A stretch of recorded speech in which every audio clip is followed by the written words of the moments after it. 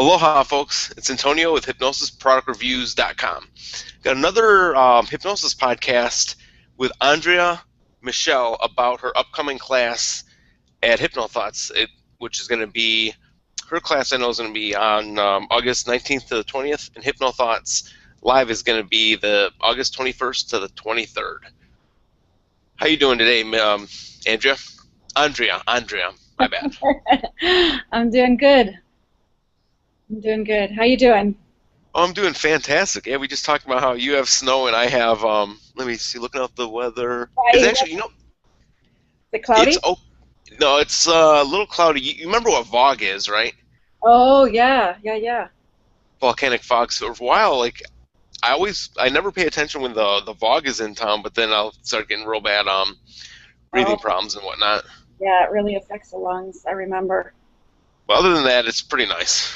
Yeah, can't complain too much. Yeah, the first time we met each other, that was at I think it was 2010 at Igor Training training in Long Beach. Was that the first time? Yeah. I've forgotten that. Yeah. Boy, so you forget me that easily. That's nice to hear. Well, no, I mean, it just seems like you've always been there. I mean, I've been doing the online stuff for quite a bit. Yeah, I know. I've seen you at the events, and yeah. Yeah, and speaking of events, Hypno Thoughts for the past 2 years has been absolutely amazing. Yeah, I'm really impressed with them. Really impressed. What I've said numerous times, I actually talked to Martin about this recently, Martin Peterson. Yep. And other people is, at Hypno Thoughts, there's no ego. I mean, you might still have people at ego, but you don't have the keyboard warriors coming out. Yeah. I just found that, what are we going on? Are we going on the second year now or the third year? Oh, this is going to be the third year. Well, it's already the third year, isn't it? Yep. So I just found that even the first year they were so organized. You know, they got a decent amount of people. That's right, because the first year, yeah. And then they doubled the amount of attendees, which is amazing for the second year. And they just were so organized, and it was so friendly. You know, it was just very welcoming, very friendly. You know, sometimes with new events, there's sort of that frantic, disorganized. You know, the organizers are frantic and stressed. Yep. And there was none of that the first year, so there was none of that the second year, and I'm really impressed with them. I think they're doing a great job. Great job. No, it was definitely more organized the second year. I think the first year they were having I know there were I think there was a couple scheduling conflicts with having I think the different rooms, people trying to run from room to room. Other than that, it was amazing. And hopefully this year Scott can actually bring out his mechanical pig he's been talking about the past couple years. I've not heard of that. Maybe I should just let it be a surprise. I have no idea what you mean by that. Oh, that's it. Oh, you didn't see a stand-up comedy for the past 2 years, did you? I did the first year.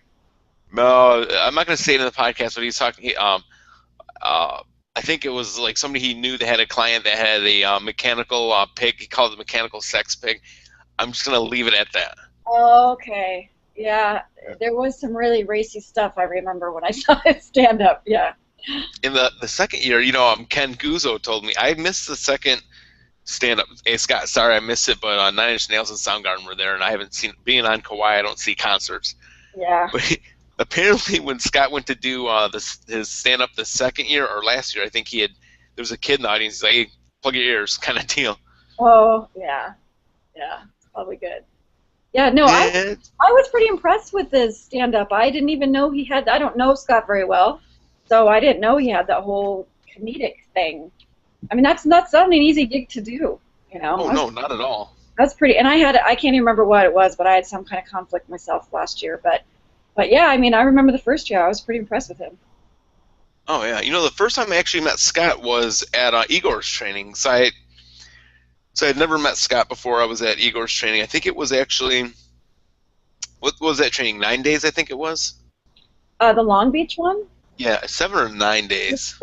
It was 8 days. Yeah, it was 8. The 6th day plus the 1 day of pain, so it was 7 days. Okay, and the last day when they were doing the testing and whatnot, I was walking out to use the bathroom. That's why I saw Scott there, talked to him a bit, ended up going out and hanging out with him for a bit. Super cool guy. Mm-hmm. Yeah. And I talked to him a little bit, in the last couple of years that I've been presenting there. He seems just really, that's what I mean. Like, he was just so down to earth and not stressed out and just having a good time. It was really neat. It's really nice. it's funny. We always talk about Scott Sandlin, but I think I need to start mentioning some of the unsung heroes. You've got Richard Clark. Richard Clark, yep. Fable Goodman. He definitely helps with hypno thoughts. Oh God, I can't forget her name. Jackie Spencer. She did a killer job. Yeah, as tutors. Is it Stephanie Skiba? Is that right?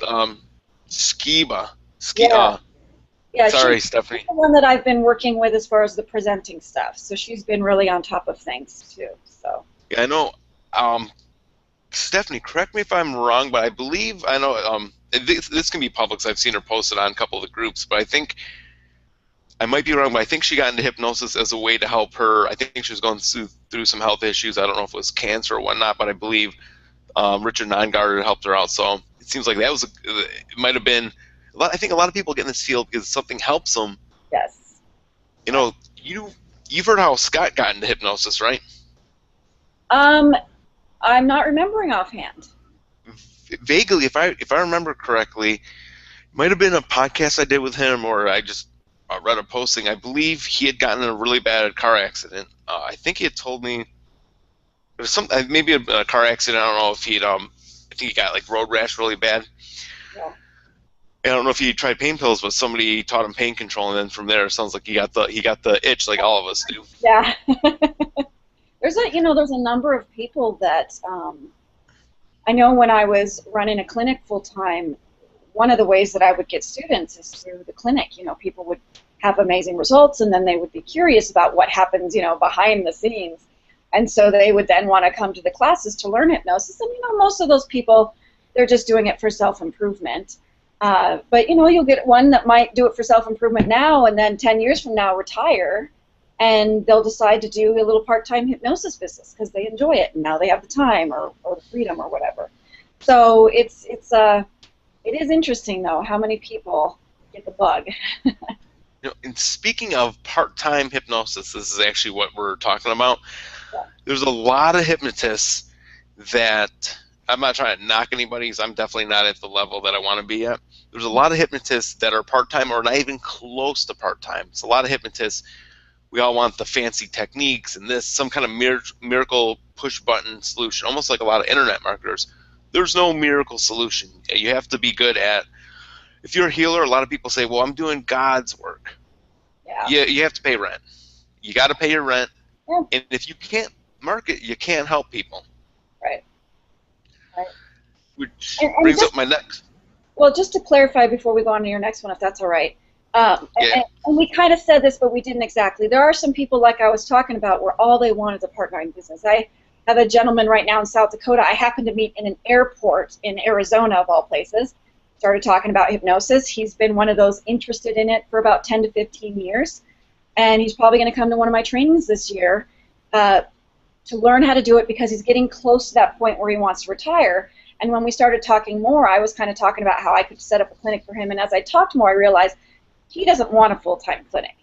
He just wants a nice little, because he's got a ranch.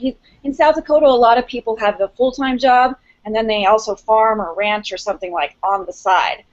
Very hard workers here.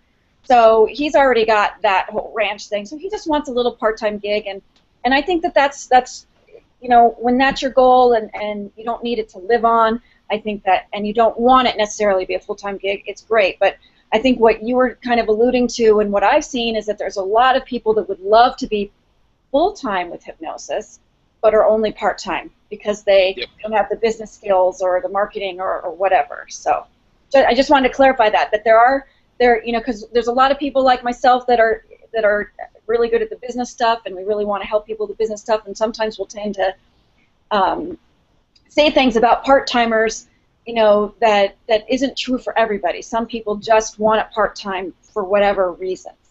So we're talking about more the people that want to grow it into a full-time, this is their breadwinning career. Well, yeah, a good example is actually me, with my day job working for a timeshare company. My You probably knew this. You lived in Hawaii for a while. You know that if you work 20 hours or more, your employer has to provide you with medical. Mm. My benefits, I work for an excellent company. I actually can't say who the company is because I've already signed disclosure agreements. I think I pay, let me think, maybe $8 a check for medical, like full medical and benefits, which is killer. Yeah. If I were to have a full-time gig having to pay for medical out here, it'd be ungodly priced. Mm. And so, so long story short, a lot of people will hold on to the main job because they get the certain benefits. And sometimes I know hypnosis is also it's part hobby for a lot of people. It really depends. I mean, for some people, they just, they're interested in, they want a hobby. I think, what we're talking about today and what my course is about people that really actually want it full-time. They want it to be their full-time source of income. Now, if you don't mind me asking, whoops, let me readjust that camera. That's better. Now, how was there a turning point for you where did you already know marketing, or was it something that you had to learn after hypnosis? Well, I'd actually already owned a few different businesses before I got into hypnosis. So for me, as soon as I got my class, I was running. I was off and running. So it was never a question of whether or not I would make it my full-time career, because that's just how I am. So I did have some business experience. I'd made a lot of mistakes. I'd had some successes already under me, behind me or whatever, before I got to hypnosis. So in that way, I tend to be a little bit different than a lot of people that I seem to meet who tend to go into hypnosis, again, through some, like with Scott, or somebody that's had something happen to them and they've gone to see somebody and they get the bug, whereas they're more interested in, or people that just really are sort of healthy healer types, and they just really want to help people. And I've always been that way, so it was a natural fit, but I'd had a lot of business experience. I'm trying to think, because I've been in hypnosis now 10 years, so I think I'd already had almost 10 years of business experience, because I started my first business at like 22, 23, so I'd had a lot of different experience. I had taken classes for those businesses, and they were always service businesses, which hypnosis is mostly, well, I can be either or both, service, product, or both, but as far as doing sessions and stuff, that's a service business. So I'd already taken classes. I'd worked with, the SCORE, what the SCORE people are. Is that the small development? It's retired executives. It's the something. Society. I know what you're talking about. Something retired executives. So it's basically like retired business guys. It's like their part-time job. It's something fun for them to do to help people. So the SCORE people, the SBA classes and things. So I'd done a lot of different business classes and stuff before I started my hypnosis. So I already had a background in business. Now, I'd never had like a six-figure business like what I created with hypnosis, but I'd pretty much been in business for myself for a lot of years before I came to hypnosis. So you eventually got to the six-figure, but without having the solid foundation, you wouldn't have been able to even come close to that. It was that, and I also had a mentor that gave me a system, and that was the thing that, because there's people all over the place, do this thing, do that thing, and just since we haven't really said it, the title of the class is Secrets to Finally Creating Your Six-Figure Hypnosis Business. So I titled that class that way because I really wanted to give people what are the secrets to doing this.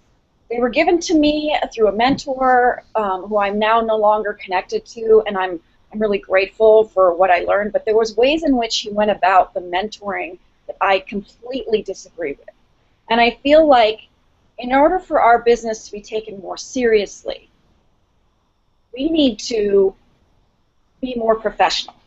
And I feel like the more people I can help be more professional, the more people are going to be more professional in the world, and the more clients they're going to get, and the more people are going to be touched by hypnosis, the further that we'll get in the field as far as creating a name for ourselves that doesn't, isn't like the Dr. Zhivago kind of stuff that people think of. Like the who, the doc, oh, the Yeah, Dr. Zhivago, any of that sort of, mesmerism, and all of yeah.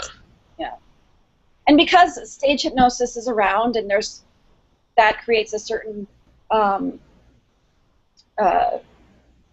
people see stage shows, they think of a certain thing about hypnosis. And I agree with stage shows. I don't agree with all stage hypnotists, but I don't agree with all clinical hypnotists either. But I agree that stage is a great thing for our industry.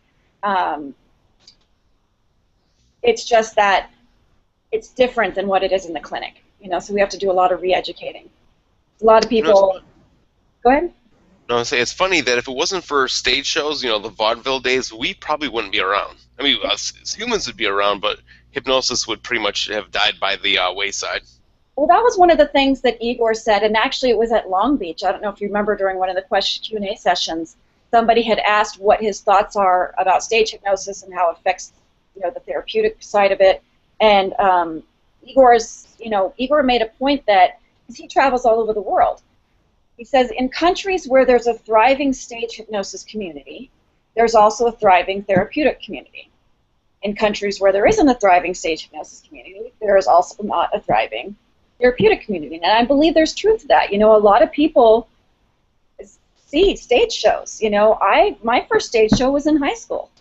I had no idea at that point. I mean, I thought it was interesting, it was entertaining. My friends, it was high school grad night, we're doing funny things, and we were all laughing.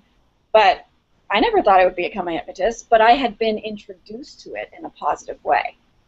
So it's important. I think it really does get the message out of hypnosis existing. On a little side tangent, I think my first exposure to hypnosis that I vividly remember, I can still see it in my head to this day. I think I was 6 or 7. I was at my great grandma's house, and I walked up, and on the book there was this book. I think it was a green book. I believe it was Dave Ellman's Hypnotherapy. Really? And so I think maybe I have more of a connection to the therapeutic side. But as soon as I read that book, I tell everybody this story. I went home. Remember, I had my bunk bed, had my stuffed animals. I was young, and I remember I'm sitting there trying to hypnotize them. So they were like, my joke is they're all somnambulists. That's awesome. And you love hypnosis if you're hypnotizing your stuffed animals. Well, and really, once I came into the field, I realized that my first actual hypnosis experience was when I was about the same age as you, somewhere 7, give or take, and it was watching a morning show so maybe I was before school. I was watching a morning show with my mom, and they were giving a relaxation technique, and it was progressive. It was a progressive relaxation. Focus on your toes, feel your toes getting warm and fuzzy, and all the way up. And I would do that in my bed every night for I don't even know how long. And it wasn't until I was in the field or in hypnosis school that I learned, and it was a couple years after that I put the two together, because I was starting to have more experiences with clients coming in, and I have a lot of clients that have come in and said, wow, I think I was doing hypnosis without knowing it, and they would tell me what they were doing, and it was some sort of quasi self-hypnosis technique.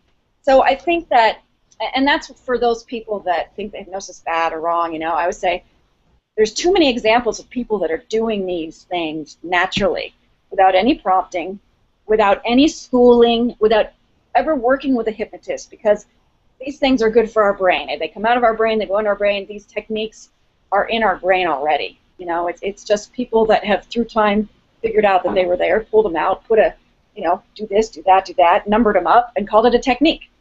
NLP, for example. NLP, for example. Yes. What's funny is I always tell people that Bruce Lee is one of the best hypnotists alive. People go, well, what do you mean? I'm like, well, look at all the things he accomplished. He said things to himself. If you talk to yourself, you're hypnotizing yourself. Oh, yeah. Like, I can't go talk to that girl because of blah, blah, blah, blah, blah, whatever. Right. Anyhow, that was a big side tangent. Yes. And actually, before we get started, let me, because remember I told you I had another meeting. Let me just tell them I'm running a little bit late here.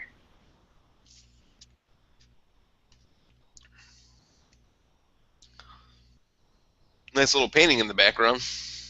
Thank you. What, you paint that? No.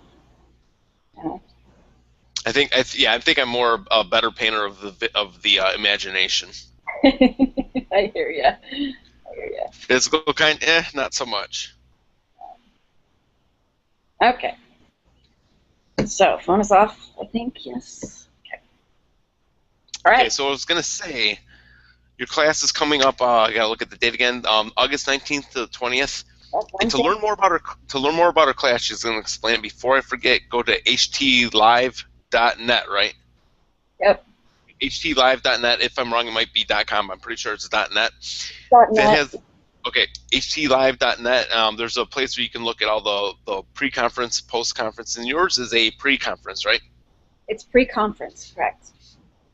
And yours is happening the 19th to the 20th, and then Hypno Thoughts is going to be the 21st to the 23rd in August. Can't read my own handwriting. Now, with your class, I know it's going to be about basically, I'm guessing about like models and systems that people can put in place.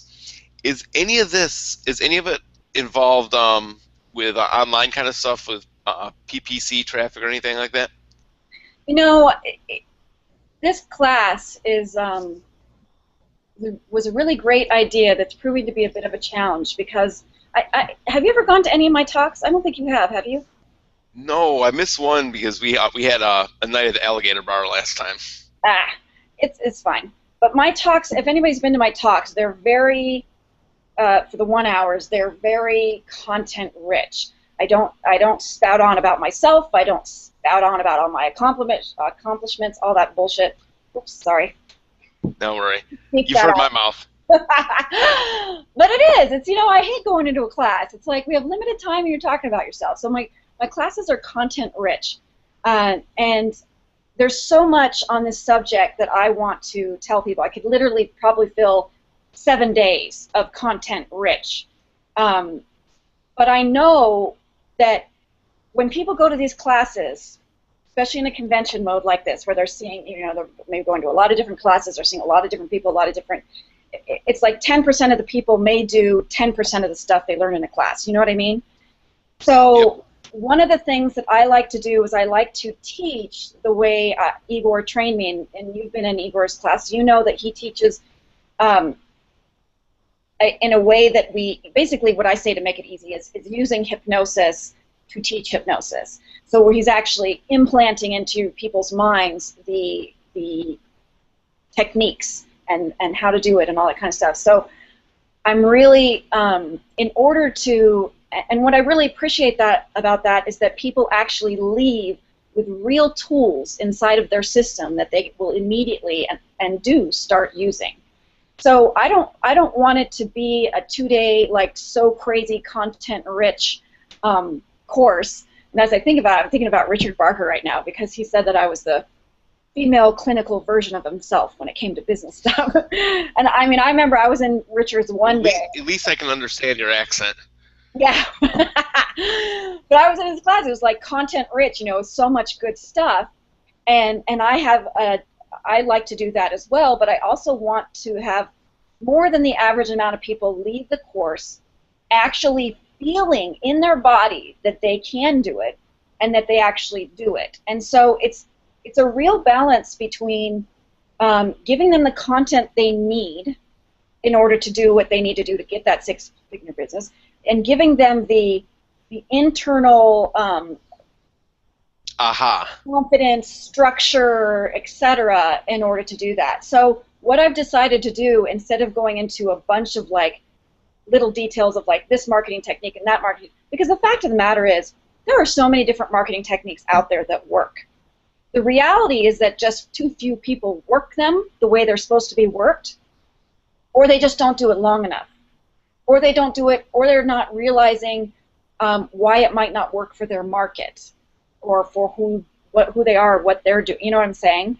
So, because there's too many marketing people out there also saying, oh, this will work for anybody, anywhere. And so, what I am going to be focusing on is how to create a selling system that works, how to create marketing systems that work, so that when they're out there in the world, they know a marketing sort of system or technique that actually will fit into the model that I'm going to be giving them, that will actually move them forward instead of taking them in some other direction or whatever.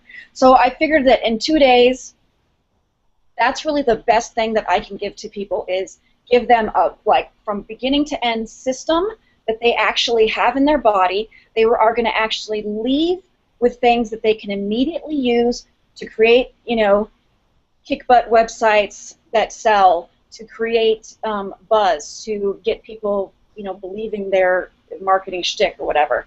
We're going to be actually creating that in those 2 days.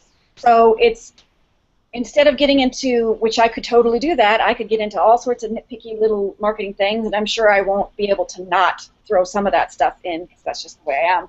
But I really want to make this a class where people will come in, one person, and they literally will leave a different person. They will leave with a business mindset.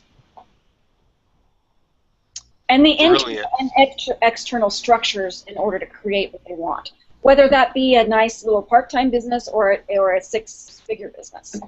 Now that's a full-time, which, and just so you know, full-time, when I was working full-time, and I have other friends that work full-time, we mean you're making $100,000 or more, but you're working, you know, 3 to 4 part-time days a week with clients. So you're not actually seeing, you're not actually, it's not this 8 to 5 kind of a, that's not what we mean by full-time. Now, you had me think about something. I just had a brain fart. Okay, come on. I hate when I have a brain fart. It was, oh, I know what I was going to say. You know, Johnny Dupree actually told me this. He was here on Kauai, I think, 2 years ago, and he had told me, I think Igor told him, he's like, look, it's good to, if you want to have a private practice, it's good. He's like, but have some other income. Products, you know, Igor, he knows products. So when I was talking, I think, and I've always loved internet marketing, affiliate marketing. So I was talking to Johnny, and I actually, the past 2 years, I started getting back, I'm starting doing some internet marketing. Make not nearly as much as I want to. Yeah.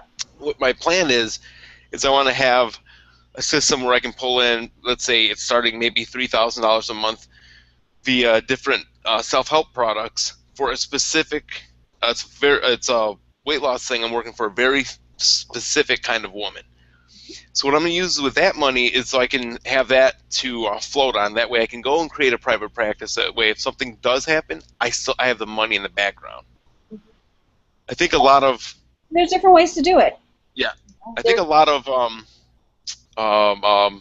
people in the private practice, always keep in mind, if you can have something like another source of income, something automated would be great. I mean, you don't have to do it, but if you love the idea of marketing... And let me actually clarify. That's where the systems come in. And part of, you know, the system that I'm going to be working with people in this 2-day class is definitely expanding beyond just, I see a person for an hour or two. You know, they have their hour or hour and a half or 2-hour session, seems to be the standard in the industry. Most people it's an hour, but you'll get your 1.5 hour, your 2-hour session people. So starting to expand what they think about when we think about sessions, starting to expand as far as how they do a session and how they can be more effective in the sessions that they have, how they can kind of layer their sessions, how they can create you know, group classes that can handle some stuff, how they can automate some different things, so that they start to expand out of the box that most people are in this industry, where you get a client, you charge them, you know, you like do a session, then you know they either come back or they don't. You just it's very just all over the map right now, you know.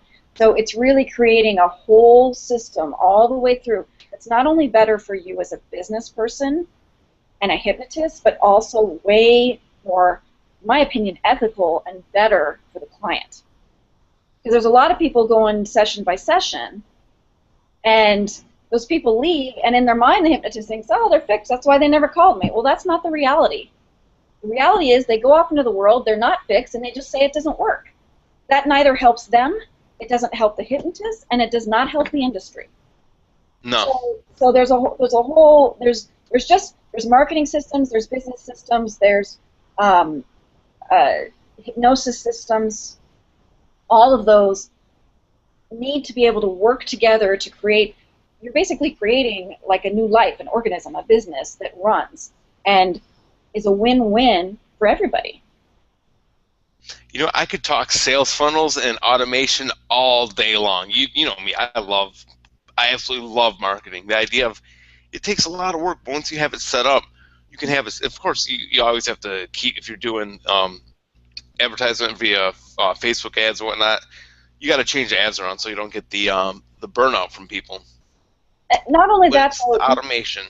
It's not only you got to change the ads around stuff. You need to have an advertising system that works. Yep. So that each time, because you know the Facebook ads are like, I've noticed in the last year that's the big thing. Facebook ads, you know. So if you know and this is why I love the way Igor teaches, when you have the basic principles, then as times change, as things change, as you change, as your clients change, as the business world changes, you can be able to integrate in all these different new philosophies, and because you'll know the principles behind what's going to work and what's not. For me, because I know the system, the principles of what kind of advertising for our industry works the best for clinicals type stuff, I know, okay, if I went and did the Facebook ad things, I would know how to set it up. If I went and did it, I would know how to set it up so that it actually produces for me. Whereas a lot of people are just doing hit or miss stuff. You know, they're doing pictures or like, you know, racy, you know, ad wording or whatever.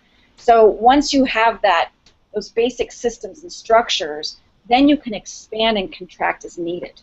As the world changes and as new ideas come along, you can roll with them instead of being left behind. You can have your system where you kind of just plug all the pegs in. Yes. No, so your class, I know it's coming up. It's I always forget, 19th to 20th, August. What's the price on it? You know, they actually price. Let me go look at what their prices are because they got this discount thing. I priced it at $577. I know I've paid that for one day or a half a day for a class like this before, so I thought that was pretty decent for 2 days. And then they right now have an early bird price of $497, and then they have some bundle prices and stuff like that too for the event, so you can get the class and the event. You know, if you want to do all of it. And what's a bonus when the next 5 people sign up? Do they get have a drink with you or get a picture with you? Oh, bonus. I should have thought about that before we got on the call. You should have mentioned that. You know what we can do? We can do a follow-up podcast later. We can do like a follow-up interview. So let's say... Yeah, let's do a follow-up interview with maybe like a little tester or a little quick peek into the class or something. Okay. Okay. So a follow-up after people have done it, we can do a follow-up call. Just get everybody's emails and then keep in touch with me. Or everybody could fly out here to Hawaii. We could just have a class on the beach. That's right. Right. So what specifically are you wanting now? I'm confused. You want to... No, I'm saying we can do a follow. You could do a follow-up podcast after everybody does a class. That way, after the class, yeah, sure. Yeah, after the class, we can make a video that only they'll have access to. Okay, sure. Yeah. How will they? Or they just do or something? No, if you want, you can get their emails, and if we can make like a live Google Hangout. So if you get their emails, just keep in touch. Okay. Sounds good. So everybody, sounds like a plan. htlive.net. Sign up for Hypno Thoughts. It's unbelievable. It's a the great price. Dude, the price is, you can't beat the price. You can't. Unless you want to go to a stuffy organization where people are in suits talking about themselves and like the old boys club. It's nothing like an old boys club. Hey, I wear suits. Well, yeah, but you know what I mean. It's a little more casual. I don't wear suits out here because it's too hot in Hawaii. Well, it's a different, you know, in Hawaii, it's a different. Business dress is different because of the environment. You know, it's just a different reality. But you know, for me, I started wearing business suits because, again, I really feel like we need to bring our profession into professional. You know, it needs to go from hobby to professional in the eyes of other people besides ourselves. And one of the ways to do that is first impression, dress the part. You know, people are Yeah. expecting me to have bangles and long flowy skirts, and don't get me wrong, I love bangles, and I'm almost always in a skirt, a long flowy skirt, in fact. I love them, but to work when I'm doing hypnosis, I would wear business suits because I wanted people to come in and have an impression of me that was, this is serious, this is professional, this is an office. So my office was, you know, business professional. I presented myself business professional. Now, are the people that, you know, get away with not doing that, or, you know, it's not that you have to be that. I mean, there's lots of people in history that were brilliant and didn't wear suits. But for me, it's just, what can I do to help move the industry in a positive direction as far as what the outside world sees us? And for me, that's dressing in business suits. So that's why I do it. For me, it has to be. Suits are way too hot. For me, it's more. It's like a really nice Aloha shirt and a pair of slacks. Yeah, and where you're located, that is the business suit, you know. As much as I love to wear sandals, I can't do sandals in an office. No. And I've got a really successful friend of mine, and he has, and he's very good at business also, but he has like polo shirts that he's got printed with his logo, which is brilliant because when you do that, you can now write off the cost of the shirt, and you can write off the cost of dry cleaning the shirt. So it's a great business strategy, and he wears slacks, you know, and then decent shoes or whatever. But that's his business attire. Is the one you're talking about? Is he a hypnotist? Yeah, Bryan Toder. Oh, Bryan. Okay, it sounds familiar. You know who I thought you were going to say? You know who Craig? I want to say Seigel. He does sports performance. I forget what his company's name is. He has nice polo shirts and nice little logo there. So I was like, maybe it's this guy. No, Bryan Toder. He's brilliant. He is the system guy. I bow to the master with Bryan. He is an amazing, detail-oriented person. I think I've talked before. Yeah, systems. You need systems. And speaking of, get to our class. And if people have any questions about anything about the class or HypnoThoughts in general, how can they contact you? They can email me, or they can find me on Facebook, Andria Michelle. That's ANDRIA Michele. They can send me an email. My website, as we talked about earlier, is kind of in progress right now, so it's not up. That will eventually be andriamichelle.com. My email is andriamichelle@gmail.com. Again, ANDRIAMICHELE@gmail.com. So those are easy ways. And it's not that I don't give out my phone number, but they can contact me those ways, and I give out my phone number. Try to keep the stalking to a minimum. Perfect. So I'm one of the lucky people that have your phone number. Yes. And I'm probably the only one with an 808 number, so even if I tried to mess with you, you're going to know it's me. Except that I lived in Hawaii, you know, so it's not... Oh, okay. Yeah, so I know the whole 808 thing. Oh, what's he want? Hey, it was great finally catching up with you, and I cannot wait for HypnoThoughts. It's going to be unbelievable. Yes, it'll be fun. It always is. I went in, just for those out there, this is how it was last year before HypnoThoughts. I was pretty cranky about the hypnosis field because of some particular people and organizations that are sometimes not doing the best thing for our industry. I was very cranky, and I showed up at HypnoThoughts. I did not want to be there. But like when I commit to something, I commit to it. I did not want to be there. And I was, by the end of it, I was very inspired, again, to be in this field and, you know, to be around people that don't do dumb things and make me cranky about it. so it's a really great time. I really recommend, and I've recommended a lot of people to go to it. Oh, before I forget, I was actually talking to Scott, something he wanted me to mention. For people, I believe, if you go to htlive.net, email Scott or whatever, I believe they have 6-month interest-free financing. Oh, great. Which is unbelievable. I know he mentioned, he wanted me to mention that. And I was also going to mention that this year they're going to have, he said they're planning on having professional recorders. You know, the past 2 years, you have individual presenters recording the material. Yeah. They're going to have people recording every one so you can actually get the material later. Yeah, I think they did that the first year, and I don't know what happened. It didn't really work out for some of it. Yeah, so that's great. That's great to hear that. So everybody, htlive.net, check Okay. out her class. Email her. I'll have her email somewhere up here. And we will see you guys soon. Hey, Yep. Andrea, it was great finally getting a chance to talk to you. You too, Antonio. Aloha. You still remember the shaka, right? Oh, I was just gonna do that.